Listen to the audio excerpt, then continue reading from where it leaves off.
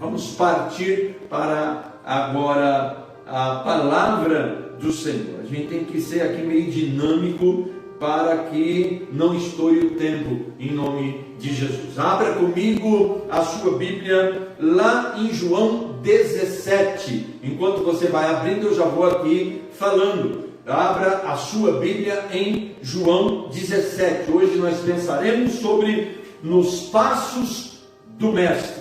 É importante pensarmos na oração sacerdotal de Jesus e seguirmos seus passos, já que essa foi a sua intercessão ao Pai por nossas vidas, demonstrando o tipo de vida e conduta que gostaria que tivéssemos. Então, na oração que ele faz ao Pai, ele vai falando da sua vida ministerial, de como ele atuara. Aqui já é a oração que ele está fazendo, é a oração final no cenáculo, né? Isso começa lá no capítulo de número 13, capítulo 14, capítulo 15, capítulo 16, e no capítulo 17 ele está agora orando pelos discípulos e com os discípulos. Ele está orando ao Pai, é uma oração sacerdotal, uma oração ali intercessória, e ele está clamando pelos discípulos imediatos, por aqueles que haveriam de vir e por aqueles que ainda haveriam de ouvir a palavra e acreditar e crer na palavra.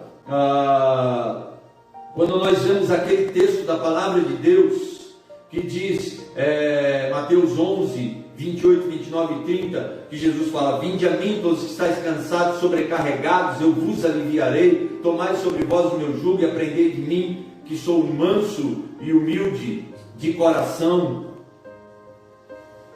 É isso? Sou manso e humilde de coração, então encontrareis descanso para as vossas almas. Nesse texto, o que está acontecendo ali? Jesus ele está chegando e o cenário é um cenário de rabinos, de mestres da lei, que tem os seus discípulos, que ensinam ali a palavra aos seus discípulos. Eles são intérpretes da lei. Então tem duas escolas muito famosas da época, que então o Rabi Halel e Hillel e o Shammai. Então duas grandes escolas. E agora Jesus vem como um intérprete da lei, e Jesus vem dizendo para eles: olha, o meu jugo, ele é suave e ele é leve. Na mentalidade dos rabinos havia uma expressão, uma frase que eles usavam, que dizia o seguinte: quando as poeiras dos meus pés cobrir os seus, então você realmente é meu discípulo. Por quê? Porque a ideia era que o discípulo andasse muito próximo ao mestre. O mestre indo na frente, mas os discípulos andando tão próximos dele, que quando as batidas dos pés dele levantavam a poeira, ia cobrindo o pé dos discípulos de poeira. Então essa expressão era bem corriqueira, e Jesus está chamando agora esses discípulos para vir até ele, porque o jugo dele é suave e é leve. E nesta caminhada que Jesus convida o povo a fazer, ele também convida a mim e a você. E a ideia é que a gente ande tão próximo de Jesus, que nós venhamos a seguir os seus passos, os passos do Mestre. E a primeira coisa que eu quero ver com você é no versículo 3, que ele diz o seguinte: esta é a vida eterna, que te conheçam o único Deus verdadeiro e a Jesus Cristo, a quem enviaste. Duas lições: conhecer a Deus na intimidade e reconhecê-lo como único Deus verdadeiro. E conhecer a Jesus também na intimidade e reconhecê-lo como único Senhor e Salvador enviado por Deus. Então, quando nós entendemos este projeto de vida eterna, nós temos que compreender que é conhecer Deus na intimidade e que é conhecer seu Filho Jesus também na intimidade. Não é conhecer só de nome, mas é conhecer de caminhar com Ele. É conhecer a ponto de deixar que as poeiras dos seus pés cubram os nossos pés. Outra coisa, versículo de número 4, é glorificarmos a Deus quando fazemos a obra que nos deu para fazermos como igreja. Nós glorificamos a Deus, nós exaltamos a Deus, nós engrandecemos a Deus quando nós fazemos a obra que Ele designou para nós. Olha o que Jesus diz, versículo 4: eu te glorifiquei na terra, completando a obra que me deste para fazer. Então, Jesus deixa uma lição para mim e para você. Quer a vida eterna? Então, você tem que ter intimidade com o Pai. Quer a vida eterna? Você tem que ter intimidade comigo. Você quer glorificar a Deus? Então, faça, cumpra a obra que o Senhor te deu para fazer. Versículo 8 diz o seguinte: pois eu lhes transmiti as palavras que me deste. Nós temos a missão, querido, de proclamar o Evangelho do Reino de Deus. Essa é uma missão que não fora dada para anjos, fora dada para a igreja. Hoje, nós transmitimos a palavra de Deus por meio dos sites de relacionamento, por meio das mídias, mas a ideia é que nós enviemos obreiros mais adiante para que eles levem a palavra de Deus. Então, o Senhor, Ele transmitiu as palavras que Deus deu a Ele. Então, Ele espera de nós que nós, como missionários, como igreja missionária, também proclamemos a mensagem do reino. O versículo 9 e o versículo 19, ele usa a seguinte expressão: eu rogo por eles. Então, nós temos o dever, como igreja do Senhor, de interceder por todos que deram crédito a esta palavra. Nós temos que compreender que a vida da igreja é a vida da proclamação, é a vida da intercessão, é a vida da contribuição.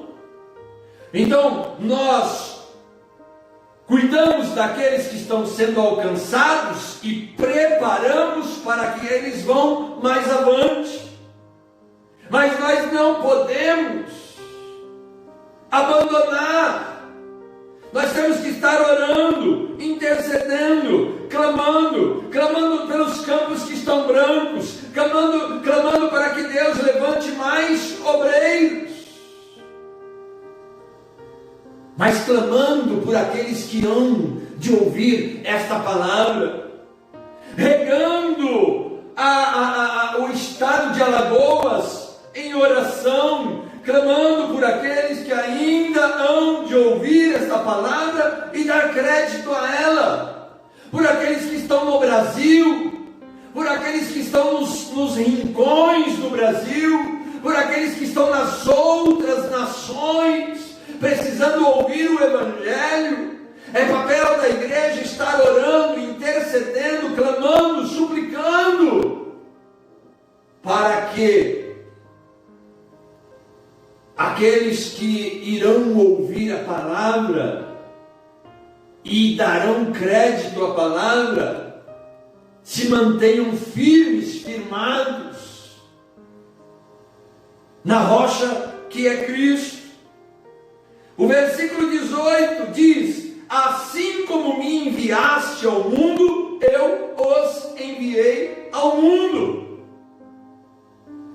Deus Pai envia a Jesus, e agora Jesus, Ele envia a igreja ao mundo.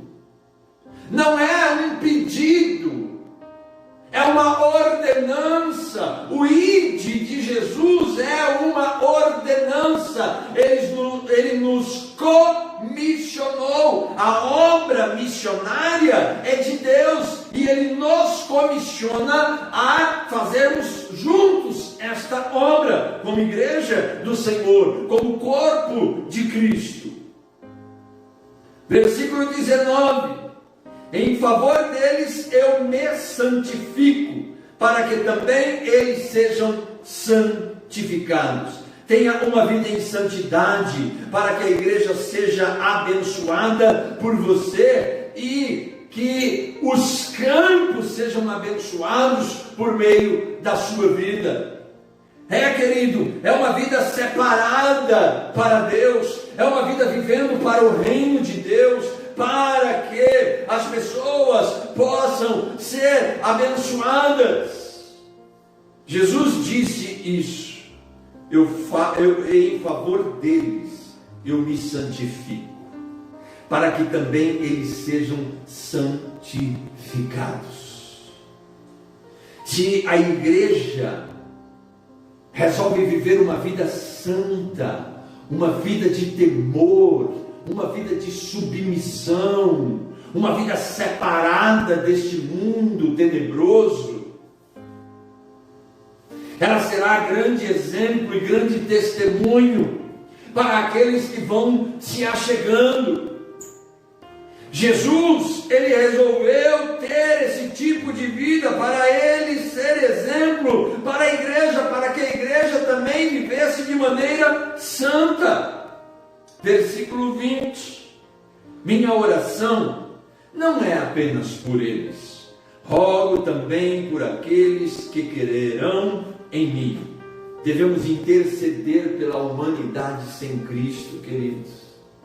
Eu lembro de uma mensagem de um missionário, amigo nosso, missionário Clério, que ele pregou uma vez. Eu nunca esqueci dessa mensagem. Ele falou: nós podemos viajar nas asas da oração. Nós podemos ir agora, lá na África, em qualquer país da África. Nós podemos ir na Ásia, nós podemos ir na Oceania, nós podemos ir na Europa, nós podemos visitar as tribos indígenas do Brasil na oração, na intercessão. E Jesus estava aqui, dizendo: minha oração não é apenas por eles, rogo também por aqueles que crerão em mim.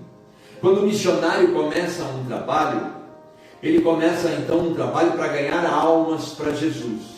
Mas essas almas vão se achegando, então ele começa a trabalhar com duas asas.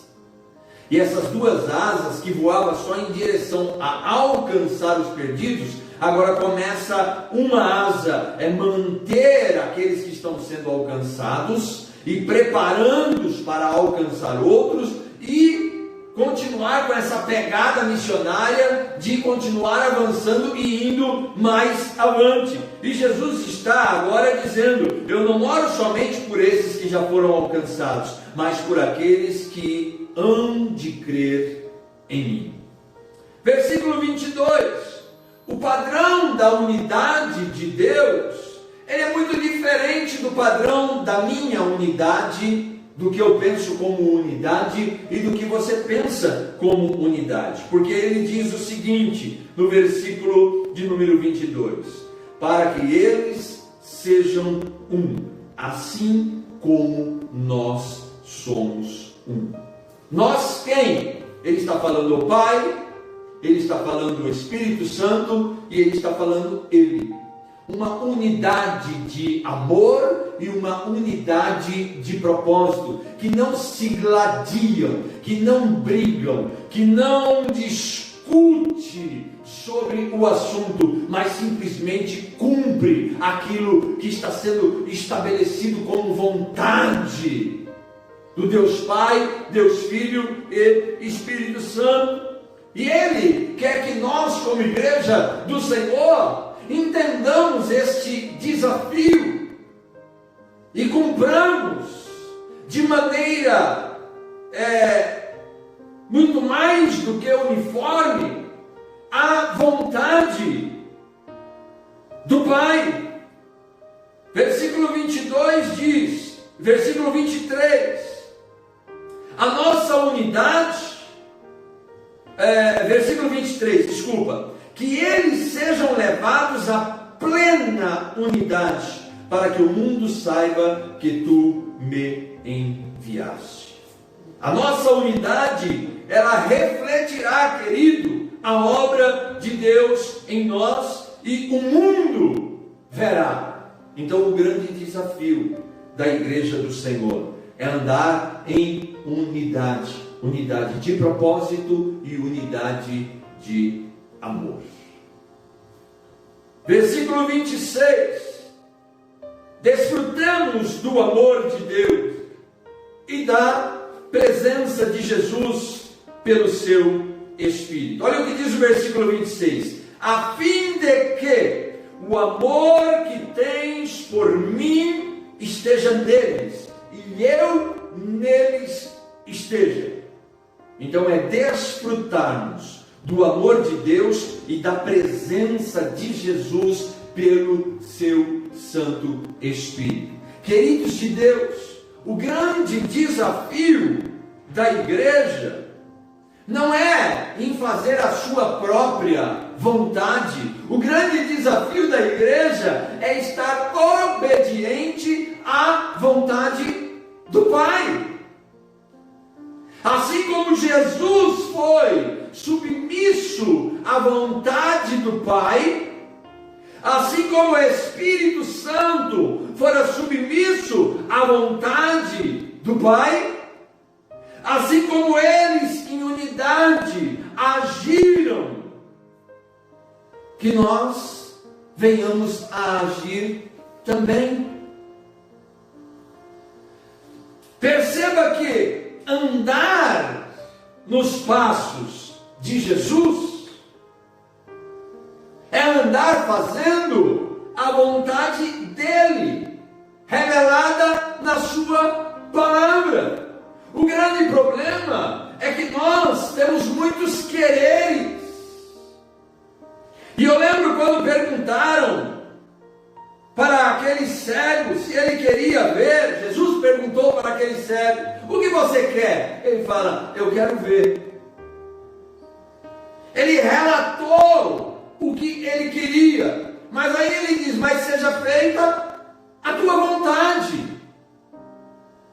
Nós estamos preocupados em muitos quereres, mas não estamos preocupados em fazer a vontade do Senhor. É por isso que a igreja resiste em fazer a obra missionária, porque ela quer cumprir a sua vontade, ela quer estabelecer a sua vontade, e o que está no coração de muitos líderes, de muitos pastores, é ter uma grande igreja, é ter um grande templo, bem equipado, bem decorado, bem estruturado, porque isso dá status para ele, e o status tem que ir para o Senhor. A ideia de Jesus foi glorificar a Deus, a ideia de Jesus não foi glorificar o homem, a ideia de Jesus não foi glorificar o ser humano. Deus não divide glória com ninguém. A glória da obra missionária não é do missionário, é que nós gostamos de transferir glória, mas a glória não é do missionário, a glória é de Deus. Eu costumo falar que Deus nos leva para o campo missionário para a gente ver aquilo que Ele é capaz de fazer. E nós, como testemunhas, vamos então relatar aquilo que Deus fez, aquilo que Deus está fazendo, aquilo que Deus fará. Cumprir a vontade de Deus não é cumprir aquilo que está simplesmente no nosso coração, mas é cumprir aquilo que está no coração de Deus, aquilo que está no coração do Pai. Jesus não veio para cumprir a sua missão, ele veio para cumprir a missão do Pai, e ele disse: Pai, eu te glorifico na terra, fazendo a obra que tu me destes para fazer. Quer glorificar a Deus? Não é fazer a tua tua vontade, mas é fazer a vontade do Pai. Porque a vontade do coração do homem, ela é terrível, querido. A gente quer fazer castelo para a gente ser rei. A gente quer levantar pedestal para a gente ser o tal. O coração do homem é terrível. Basta dar um tijolo para ele, um caixote, ele já quer levantar para fazer um discurso, para que a glória seja dele. Mas isso daí é uma ação do maligno sobre as nossas vidas, e nós temos que rejeitar, porque nós não estamos aqui para fazer a vontade nossa, nós não estamos aqui para fazer a vontade do inimigo das nossas almas, nós estamos aqui para fazer a vontade do Pai. Nós podemos ver isso na tentação de Jesus no deserto. O inimigo tentou tirar Jesus da cruz. Em duas oportunidades, a primeira é transforme pedra em pães, mas a outra leva ele ao pináculo do templo e fala para ele: ó, se você se atirar daqui, você descerá como um paraquedas celestial, porque os anjos, Deus dará ordem aos anjos para te amparar. E todo mundo vai ver, e você vai ser grande. Se você se prostrar e me adorar, eu te darei todos os reinos da terra. Mas Jesus sabia que glorificar o Pai era pisar no Calvário. Jesus sabia que glorificar o Pai era subir naquela cruz. Jesus sabia que glorificar o Pai era crucificado e dizer: Pai, está consumado. Fazer a obra missionária não é fazer a obra que está no meu e no teu coração para que sejamos grandes. Rejeite toda a influência do maligno sobre o teu coração e a tua vida. Fazer a obra de Deus é fazer a obra que João Batista entendeu que estava fazendo. Convém que ele cresça e que eu diminua. Eu não sou digno de desatar as sandálias dos teus pés.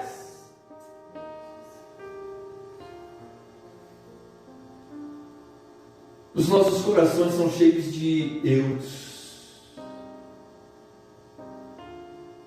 Os nossos corações são cheios da vontade humana. E às vezes da vontade diabólica. Porque nós queremos ser grandes, nós queremos ser poderosos. Mas que toda a glória seja do Senhor. Que toda a glória seja transferida ao Senhor. Só que o ser humano é muito propício a isso. Se o homem prega um bom sermão, não vai faltar aqueles que dão um tapinha nas costas para dizer: que bela mensagem, que belo sermão. E isso traz soberba ao coração do homem. E quando não tem os tapinhas, ele volta para casa entristecido. O cantor que canta e quer ver os aplausos da banda, são os verdadeiros shows. E a obra verdadeira de Deus vai ficando de lado. Porque evangelizar na porta de uma casa ninguém vê, isso não dá crédito. Entrar nos rincões, nos sertões, não dá crédito. Tanto é que os missionários que fazem uma obra no exterior têm muito mais status do que os missionários que fazem uma obra no interior do Brasil. Entre os ribeirinhos, nos sertões do Nordeste. Porque o coração do homem está propenso a isso. Ele escolhe as coisas que fazer e como fazer. Mas precisamos entender que Jesus não veio para fazer a vontade dele. O inimigo o incita. Esquece a cruz. Esquece o sacrifício salvífico. Eu te darei um nome que está sobre todo nome. Eu te darei todos os reinos da terra. Eu te darei popularidade, basta você se atirar do pináculo do templo, e você descerá num grande paraquedas celestial, os anjos te segurando, e todo mundo vai dizer: este é o Filho de Deus. Jesus preferiu o caminho da cruz, que nós venhamos querer glorificar o Pai pelo caminho da cruz, pelo caminho da renúncia do nosso eu, pelo caminho da renúncia da nossa vontade, pelo caminho da renúncia do nosso querer, para que a glória seja dele, para que a glória seja dele. Quem fez? Ele. Como é que você fez isso? Eu não fiz nada. Ele fez.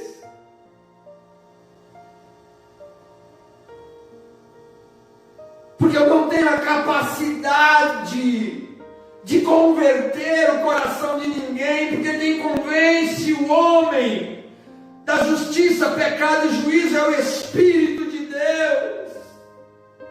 Eu não tenho a capacidade de morrer por ninguém.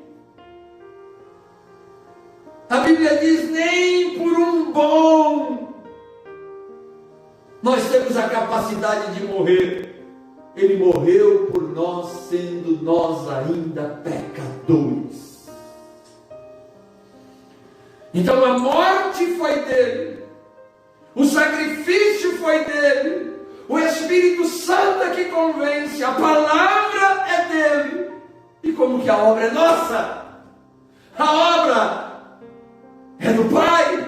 E nós só glorificamos a Deus fazendo a obra que Ele nos confiou a fazer. É isso que Jesus está dizendo: Pai, eu te glorifiquei na terra fazendo a obra que Tu me confiaste a fazer. Que obra você quer fazer, querido? A tua, a do inimigo ou a de Deus? Você tem 3 opções. Espero que você saiba escolher. Eu quero fazer a obra do Pai. E qual é a obra do Pai? A obra do Pai está dada pelo Filho. Assim como Tu me enviaste ao mundo, Pai, eu os enviei. Todos os evangelhos acabam com o ide de Jesus. O início da caminhada da igreja em Atos dos Apóstolos começa com o ide de Jesus. Recebereis poder ao descer sobre vós o Espírito Santo, e sereis minhas testemunhas, Jerusalém, Judeia, Samaria e até os confins da terra. A igreja não entendeu. A igreja queria exclusividade. Achavam que Deus era só para os judeus, não era para os gentios. E a igreja queria ficar em Jerusalém. Aqui está o templo, Deus está salvando aqui. Só na primeira mensagem de Pedro, mais de 3.000 almas, e a coisa está acontecendo de maneira maravilhosa. Para que sair de Jerusalém? Eles se acomodaram. Aí vem a perseguição. Aí eles vão para Samaria, Atos 8, versículo 1. E por meio dessa perseguição, então, eles vão se espalhando. E Atos 13, versículo 2 e 3, agora o Espírito Santo está enviando Saulo e Barnabé para a obra que os tinha chamado, para o mundo gentílico.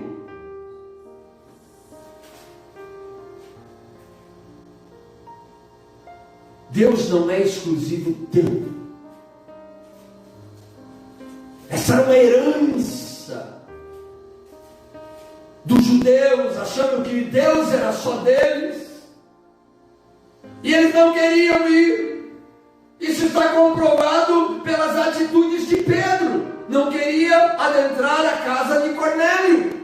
E Deus teve ali um trabalho para convencer a Pedro a ir e pregar para Cornélio. E quando Cornélio foi cheio do Espírito Santo, Pedro entendeu que a mensagem era para todos os povos. Então não quero um Deus só para você ficar trancado entre quatro paredes. Deus é Deus das nações, Deus é Deus dos povos. Por isso que Apocalipse diz que lá, naquele dia, estará povos de todas as tribos, línguas e nações, adorando ao Cordeiro. Que nós entendamos, que nós sigamos os passos do Mestre, que nós façamos a vontade de Deus. Não a nossa vontade, não a vontade do inimigo, mas a vontade do Pai. Cumprir a obra do Pai. A nossa obra não serve. A obra do inimigo não nos cabe. O que nos cabe é a obra de Deus, como igreja do Senhor. Como a igreja que fora levantada para ir, para cumprir a missão do Senhor. Amém?